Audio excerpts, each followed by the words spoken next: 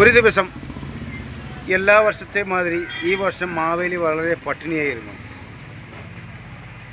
കിട്ടാത്തതിനാൽ വാഴ മുറിച്ച് തിന്നാൻ ഒരുങ്ങുകയാണ് മാവേലി.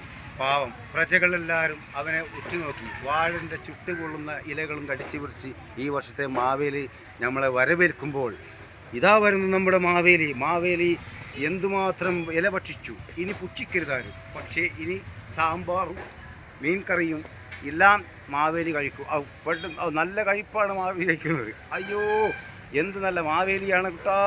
പാവം മാവേലി ഉണക്കലില ഭക്ഷി. ഇനി പച്ചപ്പുല്ല് ഭക്ഷിക്കുന്ന മാവേലിയെ ഇപ്പോൾ ഉടൻ നിങ്ങൾക്ക് കാണാം. പച്ചപ്പുല്ലാണ് ഭക്ഷിക്കുന്നത്. ഇതാ കണ്ടോളൂ മാവേലി. ആ പ്രജകളെ നോക്കൂ, മാവേലി എത്ര മനോഹരമായി പച്ചപ്പുല്ല് കഴിക്കുന്നു. വരൂ വരൂ വരൂ വരൂ, കടന്നു വരൂ, എല്ലാവരും കാണും മാവേലിയുടെ ആവേശകരമായ പച്ചപ്പുല്ല് തീറ്റ.